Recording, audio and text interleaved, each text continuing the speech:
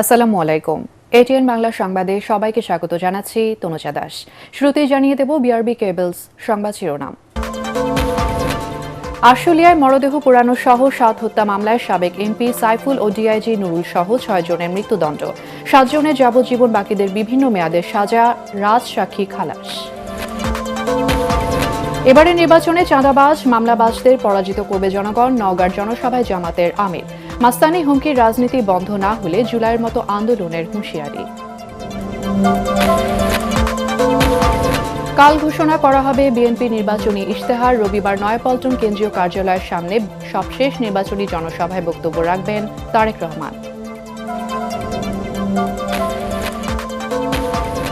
নির্বাচনকে ঘিরে সামাজিক যোগাযোগ মাধ্যমে অপপ্রচার চ্যালেঞ্জ হিসেবে দেখছে কমিশন। টানটান উত্তেজনায় রাজধানী সহ সারা দেশে চলছে প্রচারণা। আইনি জটিলতায় নতুন সংসদ সদস্যদের শপথ পড়াতে পারবেন না গত সংসদের স্পিকার ও ডেপুটি স্পিকার। এ বিষয়ে দ্রুত সিদ্ধান্ত জানালেন আইন উপদেষ্টা। এবং সুষ্ঠু নির্বাচন আয়োজনে সব ধরনের সহায়তা করতে প্রস্তুত সেনাবাহিনী। ব্রিফিংয়ে সেনা সদর। সামাজিক যোগাযোগ মাধ্যমে ছড়ানো অপপ্রচার ভোট আয়োজনে বড় হুমকি। শুনছিলেন বিআরবি কেবলস সংবাদ শিরোনাম, এবারে বিস্তারিত। সাবেক সংসদ সদস্য সাইফুল ইসলাম, সাবেক ডিআইজি নুরুল ইসলাম সহ ৬ জনকে মৃত্যুদণ্ড, সাবেক এসপি আব্দুল্লাহিল কাফি সহ ৭ জনকে যাবজ্জীবন এবং ২ জনকে ৭ বছর কারাদণ্ড দিয়ে বহুল আলোচিত আশুলিয়ায় হত্যা ও মরদেহ পোড়ানোর মামলার রায় দিল আন্তর্জাতিক অপরাধ ট্রাইব্যুনাল। একই সাথে রাজসাক্ষী এসআই শেখ আফজালুল হককে ক্ষমা করে দিয়েছে আদালত। বিচারপতি নজরুল ইসলাম চৌধুরীর নেতৃত্বাধীন ৩ সদস্যের ট্রাইব্যুনাল ২ এ রায় দেন।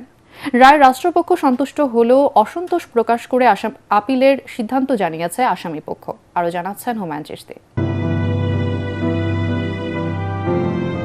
২৪ আগস্ট শেখ হাসিনা দেশ ছেড়ে পালানোর দিন সাভারের আশুলিয়ার দৃশ্য এটি।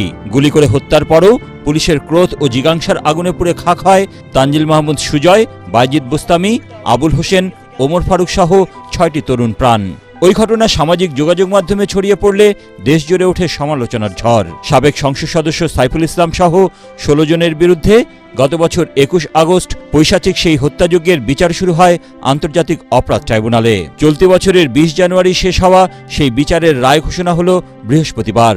রায়ে ৬ জনকে মৃত্যুদণ্ড, ৭ জনকে যাবজ্জীবন কারাদণ্ড ও ২ জনকে ৭ বছরের কারাদণ্ড দেন ট্রাইব্যুনাল। আর রাজসাক্ষী হয়ে ক্ষমা পেলেন এসআই শেখ আফজালুল হক। ১৬ আসামির মধ্যে ৮ জন এখনো পলাতক। হিটলারের গ্যাস চেম্বারের পরে এই ধরনের ব্রুটালিটি খুব কম হয়েছে। আইন শৃঙ্খলা রক্ষা বাহিনী এবং একজন এমপির নেতৃত্বে মানুষকে হত্যা করা হয়েছে এবং তারপর তাদের লাশ পুড়িয়ে দেওয়া হয়েছে। লাশগুলো বিকৃত হয়েছে, স্বজনরা তাদের লাশ চিনতে পারেনি, দাফন করতে পারেনি যথাসময়। একজন জীবিত ছিল, তাকেও পোড়ানো হয়েছে। রায়ের পর্যবেক্ষণে বলা হয়, অপরাধের গভীরতা বিবেচনায় আসামিদের মার্জনার কোনো অবকাশ নেই। মৃত্যুদণ্ড প্রদানের ক্ষেত্রে বলেছেন যে আমাদের এই আইনে সেকশন 5(2)তে যারা সাবঅর্ডিনেট আছে তাদেরকে শাস্তি দেওয়ার ক্ষেত্রে মিটিগেট করা, অর্থাৎ শাস্তি কম দেওয়ার সুযোগ এই আইনে আছে। তবে আশুলিয়াতে যে নৃশংস ঘটনা ঘটেছে এবং যাদেরকে মৃত্যুদণ্ড দেওয়া হয়েছে তারা এই মিটিগেটিং ফ্যাক্টর পাওয়ার যোগ্য নয়, কারণ তারা কেউই এই অপরাধের সংগঠনের ক্ষেত্রে কোনো ধরনের শিথিলতা প্রদর্শন করেননি। অন্যদিকে রায়ে অসন্তোষ প্রকাশ করে আপিলের সিদ্ধান্ত জানিয়েছে আসামি পক্ষ। আমরা মনে করি যে এটা একটা অনাকাঙ্ক্ষিত এবং অপ্রত্যাশিত, ভীষণভাবে অপ্রত্যাশিত। আমরা এখন সবাই ইনশাআল্লাহ অ্যাপিলেট ডিভিশনে আপিল করব, যত দ্রুত সম্ভব আমরা অ্যাপ্লিকেশন দিব। কাগজ পাওয়ার সাথে সাথে আমরা অ্যাপিলেট ডিভিশনে যাব। এদিকে রায়ের পর ন্যায় বিচার থেকে বঞ্চিত করা হয়েছে জানিয়ে ট্রাইব্যুনালের সামনে তীব্র প্রতিবাদ জানায় মৃত্যুদণ্ডপ্রাপ্ত আসামি এসআই মালেক। হুমায়ুন চিশতি, এটিএন বাংলা, ঢাকা। এবারে নির্বাচনে চাঁদাবাজ মামলাবাজদের পরাজিত করবে জনগণ বলে মন্তব্য করেছেন জামাতের আমির ডাক্তার শফিকুর রহমান।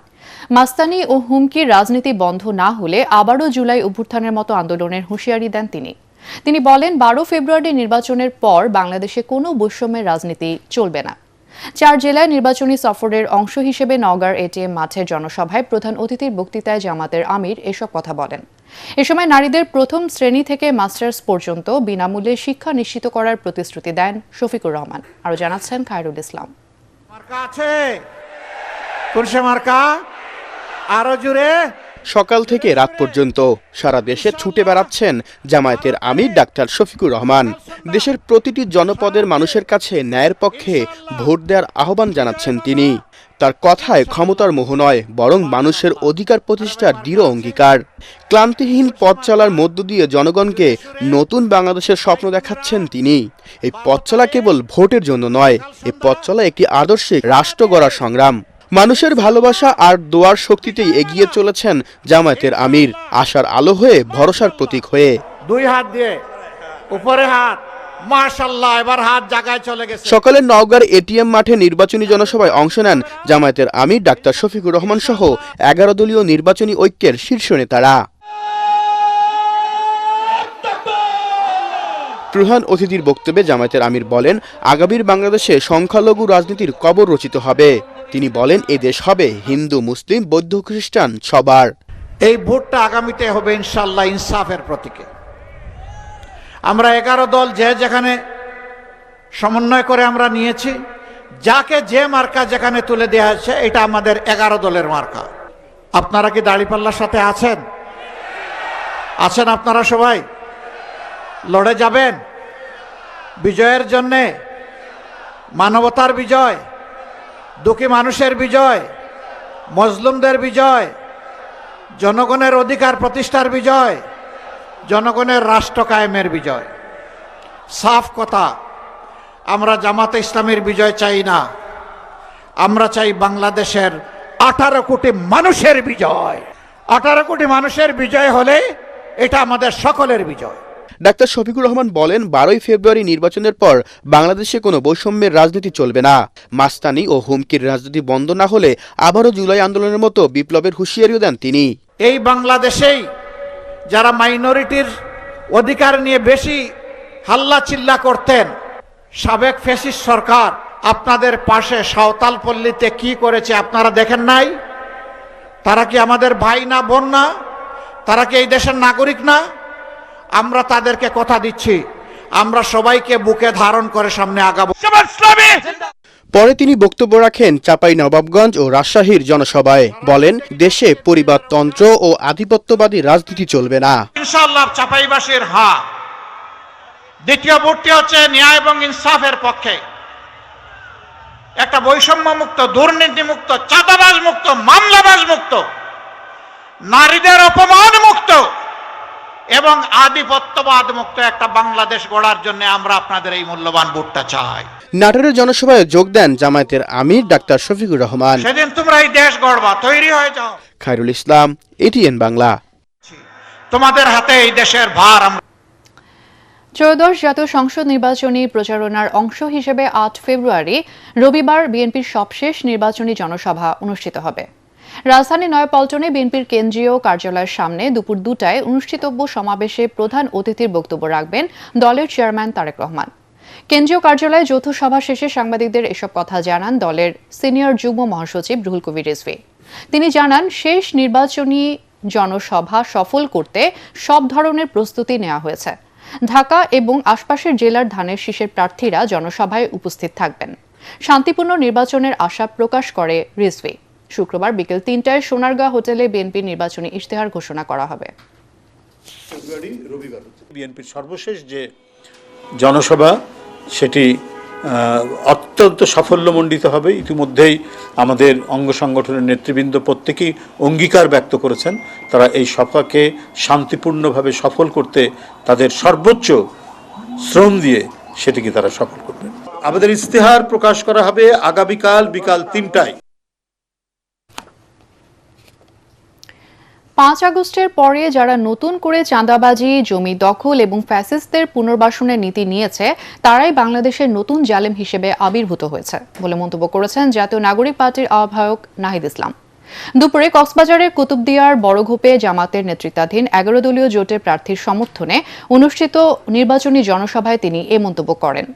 জনসভায় জামাতের নায়েবে আমির সৈয়দ আব্দুল্লাহ মোহাম্মদ তাহের বলেন, জাতিকে রক্ষার জন্য একটি সুষ্ঠু নির্বাচন হওয়া অত্যন্ত জরুরি। নির্বাচনে যদি কোনো ধরনের কারচুপি বা ষড়যন্ত্র হয় তবে জাতি তা রুখে দেবে এবং তা কোনোভাবেই মেনে নেবে না। তারাই নতুন জানেন যারা 5ই আগস্টের পরে নতুন করে জমি দখল শুরু হয়েছে, যারা ফ্যাসিস্টদেরকে পুনর্বাসনের নীতি নিয়েছে, যারা কথিত বন্ধু রাষ্ট্রকে তোষণের নীতি নিয়েছে, তারাই বাংলাদেশের নতুন জালেম হিসেবে আবির্ভূত হয়েছে এবং এই জালেমদেরকে রুখে দেওয়ার দিন হচ্ছে আগামী 12ই ফেব্রুয়ারি। নির্বাচনকে ঘিরে সামাজিক যোগাযোগ মাধ্যমে অপপ্রচার চ্যালেঞ্জ হিসেবে দেখছে কমিশন। পরিস্থিতি নিয়ন্ত্রণে মেটার সঙ্গে আলোচনা চলছে বলে জানান ইসি সচিব আক্তার আহমেদ।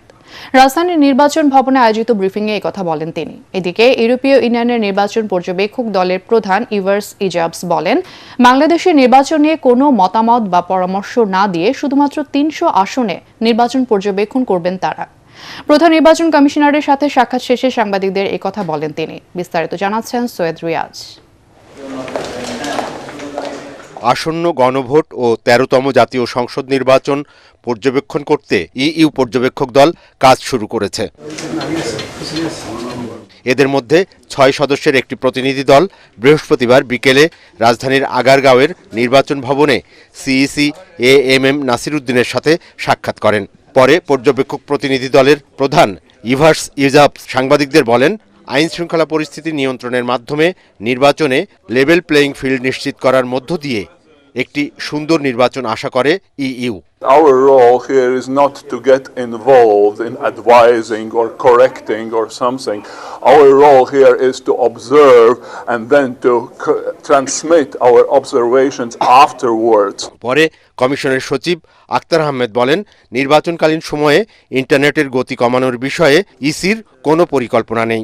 যে চ্যালেঞ্জটা আপনাদের সাথে আগাগোড়াই বলে আসছি, সেটাই আমরা আবারও বলেছি, রিইটারেট করেছি, সেটা হচ্ছে যে অপতথ্য, যেটা হচ্ছে তথ্যের অপপ্রচার। আমরা মেটার সাথে আলোচনা করেছি এবং আমরা কথা বলছি এবং দেখি, আমরা আশা করি যে মেটা আমাদের এই ব্যাপারে সহযোগিতা করবে। নির্বাচনের প্রস্তুতির অংশ হিসেবে ইতিমধ্যে 116টি আসনে ব্যালট পেপার পৌঁছে দেওয়া হয়েছে জানিয়ে সচিব আরও বলেন, পুনঃমুদ্রণের কারণে ব্যালট পৌঁছাতে কিছুটা সময় লাগলেও খুব শীঘ্রই বাকি আসনগুলোতে তা পৌঁছে যাবে। সৈয়দ রিয়াজ, এটিএন বাংলা, ঢাকা। ভোটের আর মাত্র 7 দিন বাকি। প্রচার আর জনসংযোগে পুরো ব্যস্ত সময় পার করছেন প্রার্থী ও কর্মী সমর্থকরা। সে সময় ভোটারদের মন জয় করতে দিচ্ছেন নানা প্রতিশ্রুতি। তবে অনেকেই অভিযোগ তুলছেন প্রতিদ্বন্দ্বী প্রার্থীর বিরুদ্ধে। জনসাধারণ বলছেন সৎ ও যোগ্য প্রার্থীকে ভোট দেবেন তারা। ঠাকুরগাঁয়ে নির্বাচনী প্রচারণায় অংশ নিয়ে বিএনপি মহাসচিব মির্জা ফখরুল ইসলাম আলমগীর বলেন, স্লোগানের রাজনীতির দিন শেষ, 12 ফেব্রুয়ারির পর মানুষের জন্য কাজ করার রাজনীতি শুরু করবে বিএনপি। প্রতিনিধিদের পাঠানো তথ্য ও ছবি নিয়ে রিপোর্ট করছেন আশিকুর রহমান। ধানের শীষে ভোট চেয়ে আশুলিয়ায় উঠান বৈঠক ও গণসংযোগ করেছেন ঢাকা 19 আসনে বিএনপি দলীয় মনোনীত প্রার্থী ডাক্তার দেওয়ান মোহাম্মদ সালাউদ্দিন বাবু। সকালে তিনি দলীয় নেতাকর্মীদের নিয়ে আশুলিয়ার পাথালিয়া ইউনিয়নের বিভিন্ন গ্রামে উঠান বৈঠক ও গণসংযোগ করেন। এছাড়াও ঢাকার ধামরাইয়ে দলীয় নেতাকর্মীদের নিয়ে গণসংযোগ করেছেন ঢাকা 20 আসনে বিএনপি দলীয় মনোনীত প্রার্থী তমিজউদ্দিন। ঠাকুরগাঁও 1 আসনের আকচা ইউনিয়নের ফারাবাড়ি উচ্চ বিদ্যালয় মাঠে পথসভা করেছেন বিএনপি মহাসচিব মির্জা ফখরুল ইসলাম আলমগীর। তিনি বলেন, স্লোগানের রাজনীতি বাদ দিয়ে এবার কাজের রাজনীতি করতে হবে। এ সময় তারেক রহমানের পরিকল্পনার কথা উল্লেখ করে তিনি ফ্যামিলি কার্ড, কৃষি কার্ড ও ধানের শীষে ভোট দেওয়ার আহ্বান জানান। আমরা তো সবাই চাই যে আমার ভোটটা আমি দিব, যাকে খুশি তাকে দিব, তাই না? আমার মনটা যাকে চাইবে তাকেই দিব, ঠিক তো? তাহলে এইবারকার ভোটের মধ্য দিয়ে আমরা যদি একটা সুন্দর সরকার গঠন করতে পারি, যারা আমাদের দেশের স্বাধীনতাকে রক্ষা করবে, গণতন্ত্রকে রক্ষা করবে, আমার দেশের মানুষের কল্যাণের জন্য, তার আইনকে বাড়ানোর জন্য বিভিন্ন পথ বের করবে এবং দেশে একটা সুশাসন ব্যবস্থা করবে। খুলনা 2 আসনের বিএনপি প্রার্থী নজরুল ইসলাম মঞ্জু খানজাহান আলী হকার্স মার্কেট সহ বিভিন্ন এলাকায় গণসংযোগ ও লিফলেট বিতরণ করেন। এদিকে খুলনা 6 আসনে জামায়াতের প্রার্থী আবুল কালাম আজাদ পাইকগাছার দেলুটি এলাকায় নির্বাচনী সমাবেশ করেন।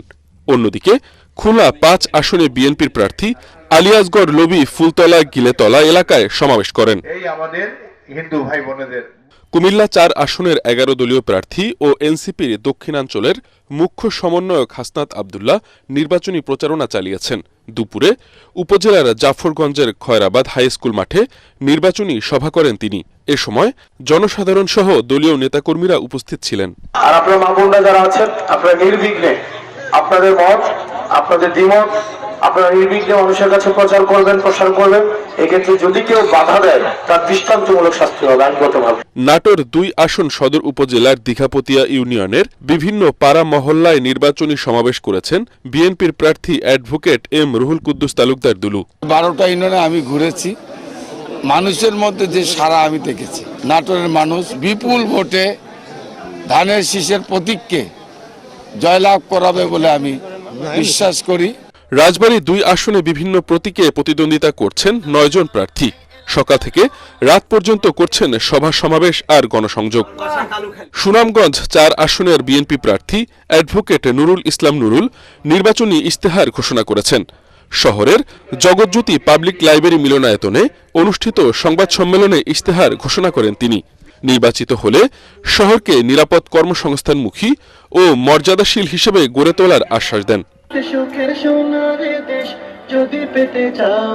এছাড়া সারা দেশে পথসভা, লিফলেট বিতরণ ও গণসংযোগের মধ্য দিয়ে নির্বাচনী প্রচারণা চালাচ্ছেন প্রার্থীরা। আশিকুর রহমান, এটিএন বাংলা। উৎসবের আমেজ আর টানটান উত্তেজনায় রাজধানীতে চলছে নির্বাচনী প্রচারণা। শেষ মুহূর্তে পাড়া মহল্লায় গিয়ে প্রার্থীরা ভোটারদের দিচ্ছেন নানা প্রতিশ্রুতি। 12 ফেব্রুয়ারি নির্বাচনকে সফল করতে সবাইকে ভোট কেন্দ্রে যাওয়ার আহ্বান জানাচ্ছেন প্রার্থীরা। রাজধানীর নির্বাচনী আমেজের খবর জানাচ্ছেন মুশফিকুর রহমান। রাজধানীর অলিগলি, মাঠ, বাজার কিংবা বড় রাস্তা সবখানেই নানা কায়দা, নানা কৌশলে চলছে প্রার্থীদের গণসংযোগ, উন্মাদনা সাধারণ ভোটার ও কর্মীদের মধ্যে।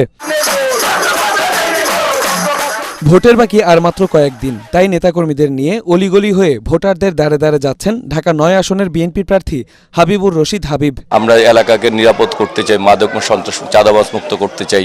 আর আমি যেহেতু এই এলাকার সন্তান, এই এলাকার মানুষের ঘরের ছেলে, তারা অনেকদিন পরে মনে করছে যে একটা ঘরের ছেলেকে পেয়েছি, তাকে নিয়ে এগিয়ে যাই। খিলগাঁও বউবাজার এলাকায় মাত্র 2 জন সঙ্গী নিয়ে ব্যতিক্রমী গণসংযোগ করেন স্বতন্ত্র প্রার্থী ডাক্তার তাসনিম জারা। সংসদে ভোট দিয়ে জনপ্রতিনিধি পাঠানো হয়, কিন্তু এরপর আর পাশে পান না। তো সেইখানে আমার একেবারেই খুবই স্পেসিফিক প্রতিশ্রুতি আছে আমার ইশতেহারে। এমপি জবাবদিহিতা যাতে নিশ্চিত হয়, এখানে আমাদের যে টিম থাকবে তাদের সাথে কথা বলতে কোনো নেতা বা ভাই ধরার কোনো প্রয়োজন নেই, কোনো প্রোটোকল নাই। অফিস থাকবে, অফিসে মানুষ এসে তাদের সমস্যার কথা জানাতে পারবে। ঢাকা 11 আসনে বিএনপি প্রার্থী MA কাইয়ুম মালিবাগ, আফতাবনগর ও বাড্ডা এলাকায় ব্যাপক গণসংযোগ চালান। মাদক, সন্ত্রাস, চাঁদা মুক্ত যে ঢাকায় 11 করতে চাই, এটার উপর মানুষ আস্থাশীল হয়েছে, কারণ আমরা যেটা বলি সেটা করি। সেই জন্য এবং মানুষ আমাদের চিনে, দীর্ঘ সময় আমরা কমিশনার ছিলাম, সুতরাং মানুষের আস্থাটা আমাদের দিকেই। রাজধানীর দক্ষিণখান এলাকায় প্রচারণা চালান ঢাকা 18 আসনের বাংলাদেশ ইসলামী ফ্রন্ট মনোনীত প্রার্থী মাওলানা জসিমউদ্দিন নুরি। বেকারদের জন্য আইটি সেক্টর খুলে ঘরে বসে যেন বিদেশেও ইনকাম করতে পারে, সেই ব্যবস্থা নিয়ে আমি সব বেকার দূর করব। এদিকে বিকেলে রাজধানীর মানিকদি ইসিবি চত্বর থেকে গণমিছিল করে ঢাকা 17 আসনের জামায়াতের প্রার্থী ডাক্তার SM খালিদুজ্জামান। উৎসবমুখর পরিবেশে বাংলাদেশে ঐতিহাসিক নির্বাচন হতে যাচ্ছে এবং জনগণের যথেষ্ট পরিমাণ সাড়া, এবং আমরা আশা করি আমরা পুরো সময়টাই একটা সৌহার্দ্য সম্প্রীতির মাধ্যমে এই পর্যন্ত আসতে পেরেছি এবং 12 তারিখে একটি সুন্দর সুষ্ঠু নির্বাচনের মাধ্যমে আগামী যারাই জিতুক তারা সরকার গঠন করবে ইনশাআল্লাহ। এদিকে ইসিবি চত্বর থেকে তারেক রহমানের পক্ষে প্রচারণায় নামে বিএনপি নেতাকর্মীরা। মুশফিকুর রহমান, এটিএন বাংলা, ঢাকা। এখনো পর্যন্ত নির্বাচনে কোনো ধরনের ঝুঁকি নেই। এবার নিশ্চিন্তে ভোট কেন্দ্রে আসতে পারবেন ভোটাররা। জাতীয় সংসদ নির্বাচন এবং গণভোট উপলক্ষে সেনাবাহিনী প্রধানের ঢাকা মহানগরে সেনা ক্যাম্প পরিদর্শন এবং মতবিনিময় সভা নিয়ে আয়োজিত সংবাদ সম্মেলনে এসব কথা বলেন বাহিনীর ডাইরেক্টর মিলিটারি অপারেশনস। জানান ঝুঁকি তৈরি হলে আইনের মধ্যে থেকে সব ধরনের ব্যবস্থা নেবে সেনাবাহিনী। আরও জানাচ্ছেন GM তসলিম। ত্রয়োদশ জাতীয় সংসদ নির্বাচন ও গণভোট উপলক্ষে জাতীয় স্টেডিয়াম গুলিস্তানে অবস্থিত সেনা ক্যাম্প পরিদর্শন ও অসামরিক প্রশাসনের সাথে মতবিনিময় করেন সেনাবাহিনী প্রধান জেনারেল ওয়াকারুজ্জামান। ঊর্ধ্বতন সামরিক, ঢাকা মহানগর, বিভাগীয় ও জেলা প্রশাসন সহ বিভিন্ন আইন শৃঙ্খলা বাহিনীর কর্মকর্তাদের সাথে মতবিনিময় করেন তিনি। এই সময় পেশাদারিত্ব, নিরপেক্ষতা, শৃঙ্খলা, ধৈর্য ও নাগরিক বান্ধব আচরণের মাধ্যমে দায়িত্ব পালনে গুরুত্বারোপ করেন সেনাপ্রধান। সম্মানিত সেনাবাহিনী প্রধান যে দুটি মুখ্য উদ্দেশ্য নিয়ে সকল স্টেক হোল্ডারদের সাথে মত বিনিময় করেছেন, তার একটি গুরুত্বপূর্ণ উদ্দেশ্য হচ্ছে জনগণের মনে এই আস্থাটা দেয়া, একটি স্পষ্ট বার্তা দেয়া যে বাংলাদেশ সরকার, নির্বাচন কমিশন, অসামরিক প্রশাসন এবং সকল আইনশৃঙ্খলা রক্ষাকারী বাহিনীর পাশাপাশি সশস্ত্র বাহিনী একটি অবাধ এবং সুষ্ঠু নির্বাচনের জন্য যা যা করণীয় তা করতে বদ্ধপরিকর। পরে সংবাদ ব্রিফিংয়ে জানানো হয়, সেনাবাহিনীর অভিযানে এখন পর্যন্ত সারা দেশ থেকে 10,000-এর বেশি অস্ত্র উদ্ধার করা হয়েছে।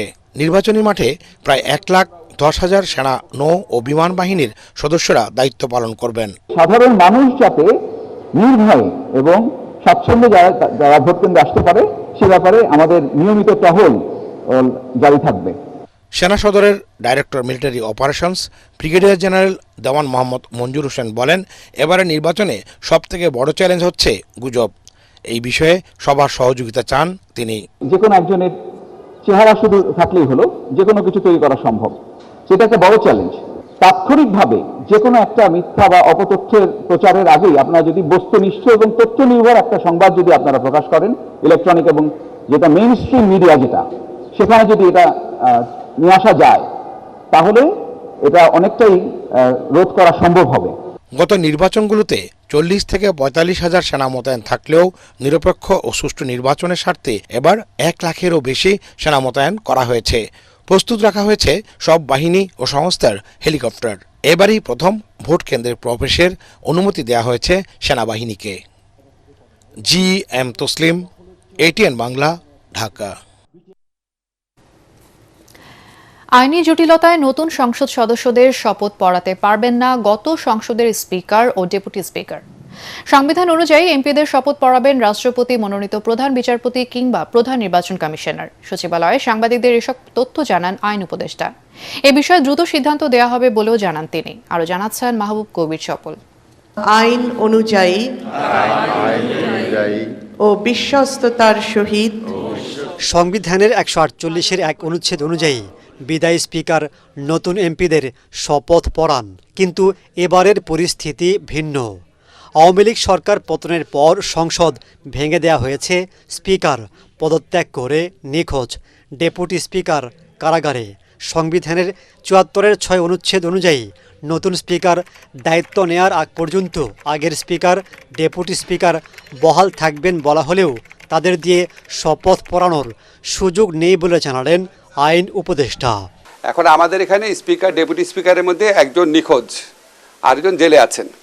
তাদের বিরুদ্ধে গুরুতর কিছু মামলা আছে এবং তারা পদত্যাগও করেছেন, বিশেষ করে স্পিকার। ফলে এই অবস্থায় উনাদের দ্বারা শপথ গ্রহণ করার কোনো রকম স্কোপ আছে বলে আমি মনে করি না। এই অবস্থায় 12ই ফেব্রুয়ারি নির্বাচনের পর নতুন সংসদ সদস্যদের শপথ কে পড়াবেন তা নিয়ে চলছে আলোচনা। সংবিধানের 148-এর 2 ক অনুচ্ছেদে বলা আছে, গেজেট প্রকাশের 3 দিনের মধ্যে স্পিকার, ডেপুটি স্পিকার শপথ পড়াতে ব্যর্থ হলে পরের 3 দিনের মধ্যে শপথ পড়াবেন প্রধান নির্বাচন কমিশনার। আবার সংসদ কার্যপ্রণালী বিধির 2য় অধ্যায়ের 5-এর 1-এর ধারায় বলা আছে, রাষ্ট্রপতি মনোনীত ব্যক্তিও শপথ পড়াতে পারবেন। এখন সেই পথেই হাঁটবে অন্তর্বর্তী সরকার। আমাদের আইনে আছে, ওনারা যদি শপথ গ্রহণ করাতে না পারেন, প্রধান উপদেষ্টার পরামর্শক্রমে রাষ্ট্রপতি কর্তৃক মনোনীত ব্যক্তি শপথ গ্রহণ করাবেন। আমাদের সামনে 2টা অপশনই আছে। একটা হচ্ছে রাষ্ট্রপতি কর্তৃক মনোনীত কোনো ব্যক্তি শপথ গ্রহণ করাতে পারেন। ফর এক্সাম্পল, যেমন হয়তো আমাদের প্রধান বিচারপতি হতে পারেন। আর যদি এটা না হয় তাহলে আমাদের যে প্রধান নির্বাচন কমিশনার আছেন উনি শপথ গ্রহণ করাবেন। কিন্তু সেক্ষেত্রে একটা সমস্যা হচ্ছে, ওটা 3 দিন ওয়েট করতে হবে। আমরা আসলে ওয়েট করতে চাই না।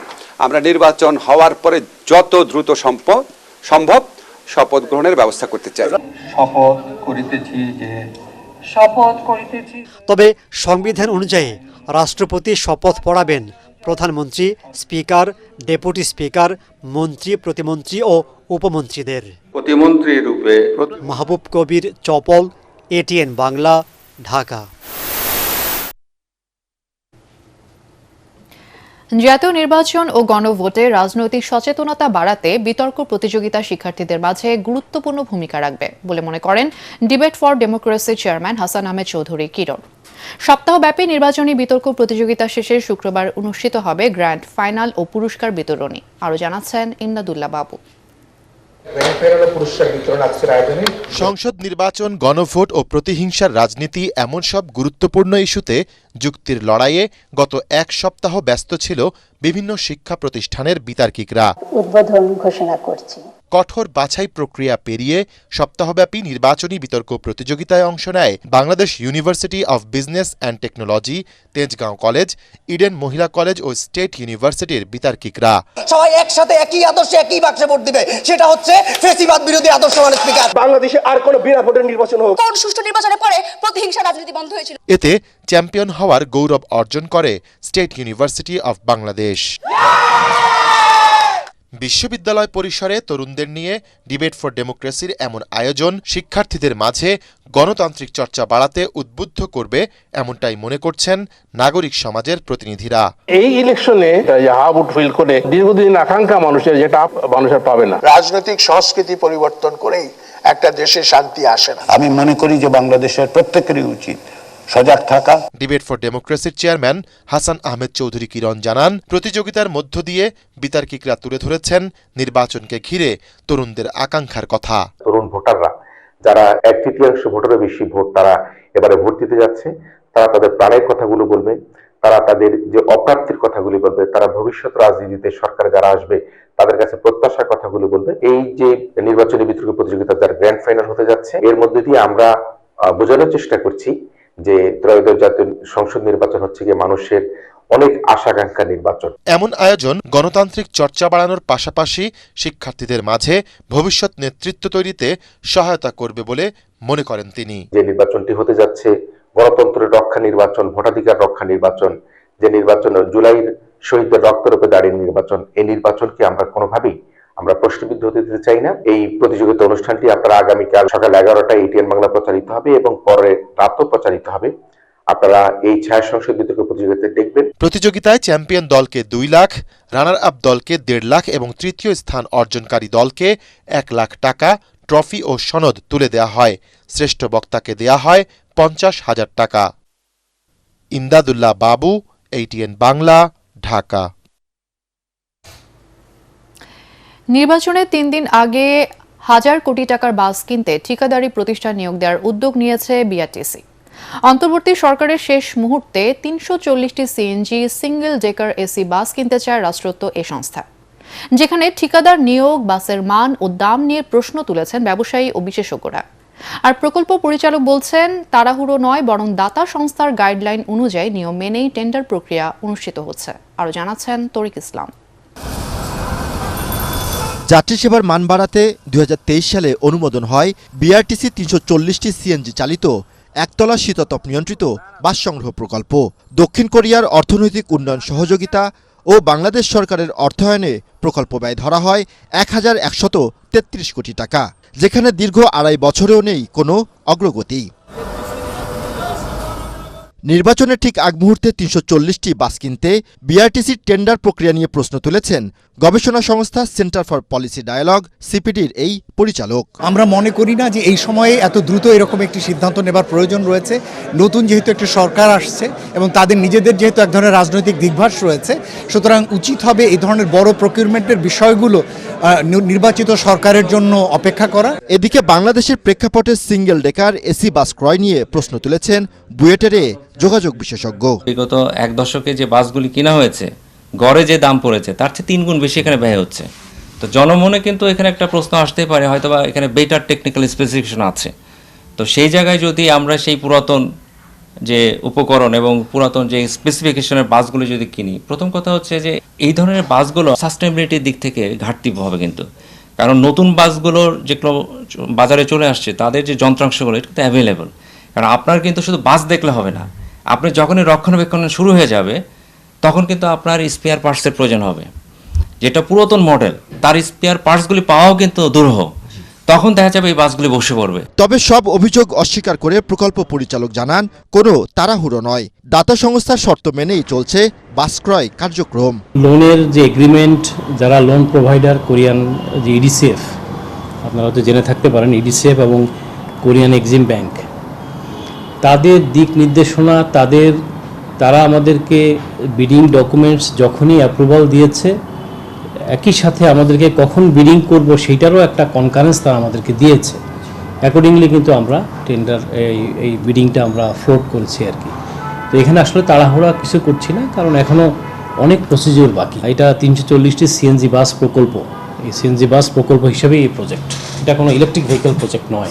এরই মধ্যে কয়েক দফা বাড়ানো হয়েছে প্রকল্পের মেয়াদ। কয়েক গুণ বেশি দামে পুরাতন মডেলের এসব বাস ক্রয়ের মাধ্যমে প্রকল্পের মান ও যাত্রী সেবা নিয়ে প্রশ্ন তুলেছেন বিশেষজ্ঞরা। তরিক ইসলাম, এটিএন বাংলা, ঢাকা। সিলেট 4 আসনে দ্বিমুখী লড়াইয়ের ইঙ্গিত পাওয়া যাচ্ছে। মুখোমুখি বিএনপির সাবেক সিটি মেয়র আরিফুল হক চৌধুরী এবং জামাতের জেলা সেক্রেটারি জয়নাল আবেদিন। তবে ভোটারদের অভিযোগ, নেই কোনো ভালো মানের স্কুল, কলেজ, মাদ্রাসা। একই সাথে দাবি বেহাল সড়কগুলোর সংস্কারের। সিলেট থেকে ইকবাল মুন্সিকে সাথে নিয়ে রিপোর্ট করছেন মনির হোসেন তপু। সিলেটের গোয়াইনঘাট, কোম্পানিগঞ্জ ও জৈন্তাপুর উপজেলায় পাথর উত্তোলনে কড়াকড়ি থাকায় দিন দিন বাড়ছে বেকারত্বের সংখ্যা। তাই সুষ্ঠু ব্যবস্থাপনায় কর্মসংস্থানের সুযোগ সৃষ্টির তাগিদ ভোটারদের। আমরা চাই ভাই এই রাস্তাঘাট উন্নত হইতো, আর আমরা যে মনে করো এই রাস্তাঘাটের জন্য খুব বিপজ্জনক। আমরা অনেক সময় কারেন্ট থাকে না, অনেক সময় মনে করো পানি ধরতে নাই, মনে করো রাস্তাঘাট ডুবে থাকে। আমরা অনেক চেষ্টা করছি, কেন মনে করো একটু বাদ দেওয়ার লাগে, কিন্তু এটা প্রস্তুতি পাইছি না কোনো হান থেকে, তবে চেষ্টা করি আর এটা দেওয়ার লাগে। স্কুলের দরকার, মাদ্রাসা দরকার, এরপরে আপনার এই যে রাস্তাঘাট এগুলো আপনার বাঙ্গা, এগুলাই আপনার সাই দেন উন্নত হওয়ার লাগে। প্রচার প্রচারণা ও রাজনৈতিক হিসেব নিকাশে এই আসনে মূল প্রতিদ্বন্দ্বিতা গড়ে উঠেছে বিএনপির মনোনীত প্রার্থী আরিফুল হক চৌধুরী এবং জামাতে ইসলামের প্রার্থী জয়নাল আবেদিনের মধ্যে। যতবার বিএনপি সরকার গঠন করেছে ততবার সিলেটের উন্নয়ন হয়েছে। আমরা প্রথমে জনগণের নিরাপত্তা নিশ্চিত করা, আমাদের ইয়াং জেনারেশনদেরকে কিভাবে মোটিভেটেড করে তাদের ইনোভেটিভ আইডিয়াকে কাজে লাগিয়ে আমরা সামনে। এই এলাকার মানুষ দীর্ঘ 54 বছর পর তারা সুযোগ পেয়েছে নিজ এলাকার কোনো সন্তানকে, কোনো ভূমিপুত্রকে নির্বাচিত করার জন্য। আমরা আশাবাদী ইনশাআল্লাহ সিলেট 4 জৈন্তাগঞ্জ কোম্পানিগঞ্জের মানুষ এবার দীর্ঘদিন পরে তার নিজ এলাকার মাটির সন্তানকে নির্বাচিত করে মহান জাতীয় সংসদে কথা বলার সুযোগ সৃষ্টি করবে ইনশাআল্লাহ। দীর্ঘদিন ধরে এলাকার রাজনীতিতে সক্রিয় থাকায় আরিফুল হক চৌধুরীর পরিচিতি দলের তৃণমূল পর্যায়ে রয়েছে জনসমর্থন। অন্যদিকে জামাত প্রার্থী জয়নাল আবেদিনেরও রয়েছে আলাদা ভোট ব্যাংক ও সাংগঠনিক শক্তি। মনির হোসেন তপু, এটিএন বাংলা, সিলেট। সালাম স্টিল ভোটের গাড়ি নিয়ে মাদারীপুর 1 আসনে রয়েছেন আমাদের বিশেষ প্রতিনিধি মইনুল আহসান। তিনি জানাচ্ছেন সেখানকার সবশেষ নির্বাচনী খবর। সালাম স্টিল ভোটের গাড়ি নিয়ে আমি আছি এখন মাদারীপুর 1 সংসদীয় আসন নিয়ে। এটি শিবচর উপজেলা নিয়ে গঠিত এবং এই সংসদীয় আসনটি 3.5 লক্ষর মতো ভোটার এখানে রয়েছেন এবং এখানে প্রতিদ্বন্দ্বিতা করছেন ধানের শীষ থেকে নাদিরা আক্তার, আছেন 10 দলীয় ঐক্যজোট জামাত সমর্থিত। জামাত এখানে দাঁড়িপাল্লার প্রতীককে প্রার্থী দেয়নি, তারা সমর্থন দিয়েছে সাইদুদ্দিন আহমদ হানজালাকে, যিনি রিকশা প্রতীক নিয়ে প্রতিদ্বন্দ্বিতা করছেন। তিনি মূলত খেলাফত মজলিসের নেতা। এছাড়া বিএনপি সমর্থক দুজন এখানে স্বতন্ত্র প্রার্থী হয়েছেন, তারা দলীয় মনোনয়ন না পেয়ে স্বতন্ত্র প্রার্থী হয়েছেন, এমনটাই আমরা এখানে জানতে পেরেছি। ইত্যাদি নানা জিনিস বিশ্লেষণ করে ভোটাররা বলছেন আসলে কে জয়ী হবেন, কে শেষ হাসি হাসবেন, এটি এখন বলা আসলে বেশ কষ্টকর। এবং তারা বলছেন যে আসলে আরও ভোটের যে আরও 2-3 দিন বাকি রয়েছে, এই 2-3 দিনের মধ্যে আসলে শেষ পর্যন্ত সমীকরণটা কোন দিকে গিয়ে দাঁড়ায়, কে আসলে শেষ পর্যন্ত জয়ের হাসি হাসে, সেটি এখনই আসলে বলা দুষ্কর। তবে সুষ্ঠু নিরপেক্ষ নির্বাচন হোক এবং ভোটাররা যাতে তাদের ভোটাধিকার প্রয়োগ করে তাদের জনপ্রতিনিধি নির্বাচন করতে পারেন, তেমন পরিবেশ তারা চাচ্ছেন। এই ছিল সালাম স্টিল ভোটের গাড়ি নিয়ে মাদারীপুর 1 সংসদীয় আসন থেকে জমজমাট ভোটের খবর আমার কাছে। সন্ত্রাস, মাদক ও কিশোর গ্যাং মুক্ত টাঙ্গাইল গড়ার প্রতিশ্রুতি নিয়ে ভোটারদের দাঁড়ে দাঁড়ে যাচ্ছেন প্রার্থীরা। ঢাকার পার্শ্ববর্তী জেলা হলেও উন্নয়নের ছোঁয়া লাগেনি এখানে, গড়ে ওঠেনি শিল্প কারখানা। ভোটাররা বলছেন এবারের নির্বাচনে এই জেলার উন্নয়নে ভূমিকা রাখতে পারে এমন প্রার্থীকে ভোট দেবেন তারা। সালাম স্টিল ভোটের গাড়ি নিয়ে রাজধানীর বনানীতে আছেন সহকর্মী মিজান শাহজাহান। তিনি জানাচ্ছেন ঢাকা 17 আসনের ভোটের হালচাল। সালাম স্টিল ভোটের গাড়ি নিয়ে আমরা এখন আছি রাজধানীর বনানীতে। বনানী, গুলশান ও ক্যান্টনমেন্ট নিয়ে সংসদীয় আসন ঢাকা 17 গঠিত। এই আসনে বিএনপির প্রার্থী হিসাবে রয়েছেন দলটির চেয়ারম্যান তারেক রহমান, অন্যদিকে 11 দলীয় জোটের প্রার্থী হিসাবে রয়েছেন জামাতের ডাক্তার SM খালিদুজ্জামান। এই দুজনের মধ্যেই এখানে মূল লড়াই হবে বলে আমাদেরকে ভোটাররা আশ্বস্ত করেছেন। আমরা সারাদিন ঘুরে ঘুরে এখানকার ভোটারদের সঙ্গে কথা বলেছি। তারা বলছেন যে এই আসনে যেরকম গুলশান, বনানী অভিজাত এলাকা, একই সাথে এখানে করাইল সহ বেশ কয়েকটি বস্তি রয়েছে। যদিও এর মধ্যে এখানের প্রার্থীরা আশ্বাস দিয়েছেন যে তারা নির্বাচিত হলে এই বস্তিগুলোকে অভিজাত ফ্ল্যাট তৈরি করা হবে। এখানকার ভোটাররা বলছেন যে শুধুমাত্র ফ্ল্যাট তৈরি করে উন্নত আবাসন ব্যবস্থা করলেই হবে না, তাদেরকে কর্মসংস্থানের সুযোগ তৈরি করে দিতে হবে। এজন্য বহুমুখী পরিকল্পনা নিতে হবে আগামী সংসদ সদস্যকে। সালাম স্টিল ভোটের গাড়ি নিয়ে এই মুহূর্তে হচ্ছে আমার কাছে সবশেষ খবর। এবার অর্থ সংবাদ।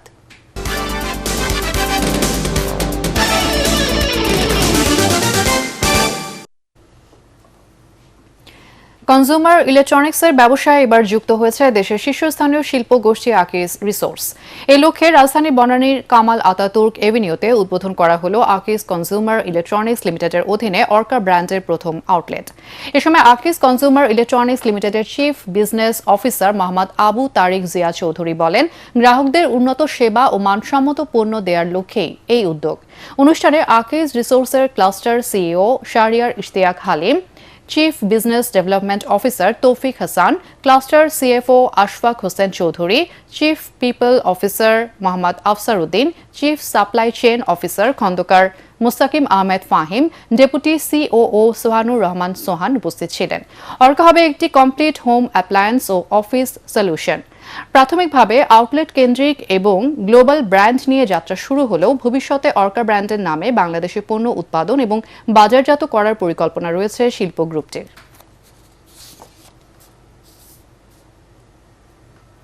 সন্ধানী লাইফ ইন্স্যুরেন্স আন্তর্জাতিক সংবাদ।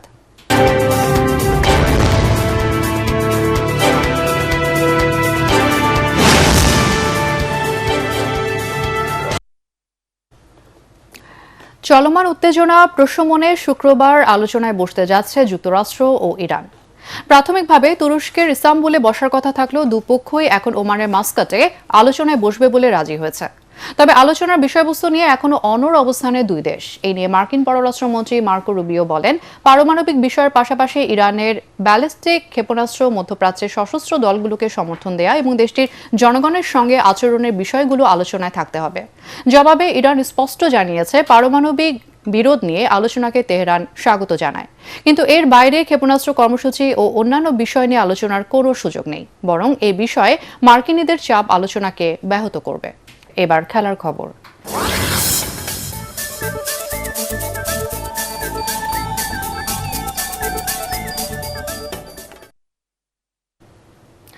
বিশ্বকাপের বিকল্প টুর্নামেন্ট অদম্য বাংলাদেশ টি-20 কাপের উদ্বোধনী ম্যাচ জয়ে লিটন দাসের ধূমকেতু একাদশকে জয়ের জন্য 144 রানের টার্গেট দিয়েছে আকবর আলীর দুরন্ত একাদশ।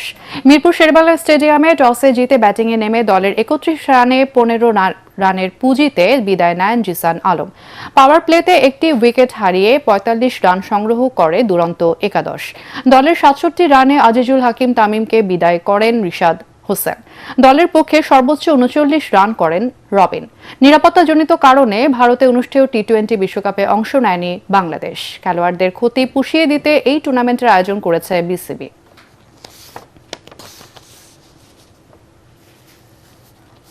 শেষ করার আগে বিআরবি কেবলস সংবাদ শিরোনাম আরও একবার। আশুলিয়ায় মরদেহ পোড়ানো সহ 7 হত্যা মামলার সাবেক এমপি সাইফুল ও ডিআইজি নুরুল সহ 6 জনের মৃত্যুদণ্ড, 7 জনের যাবজ্জীবন, বাকিদের বিভিন্ন মেয়াদের সাজা, রাজ সাক্ষী খালাস। এবারে নির্বাচনে চাঁদাবাজ মামলাবাজদের পরাজিত করবে জনগণ। নওগাঁর জনসভায় জামাতের আমির। মাস্তানি হুমকির রাজনীতি বন্ধ না হলে জুলাইয়ের মতো আন্দোলনের হুঁশিয়ারি।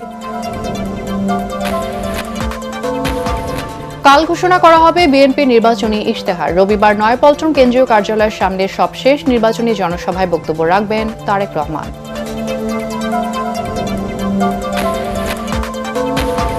নির্বাচনকে ঘিরে সামাজিক যোগাযোগ মাধ্যমে অপপ্রচার চ্যালেঞ্জ হিসেবে দেখছে কমিশন।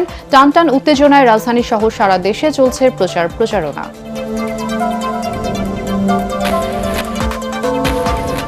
আইনি জটিলতায় নতুন সংসদ সদস্যদের শপথ পড়াতে পারবেন না গত সংসদের স্পিকার ও ডেপুটি স্পিকার। এ বিষয়ে দ্রুত সিদ্ধান্ত জানালেন আইন উপদেষ্টা। এবং সুষ্ঠু নির্বাচন আয়োজনে সব ধরনের সহায়তা করতে প্রস্তুত সেনাবাহিনী। ব্রিফিংয়ে সেনা সদর। সামাজিক যোগাযোগ মাধ্যমে ছড়ানো অপপ্রচার ভোট আয়োজনে বড় হুমকি। আর এই ছিল এখনকার সংবাদ। আমাদের এটিএন বাংলা সংবাদ ইউটিউবে দেখতে ব্রাউজ করুন youtube/ATN Bangla News।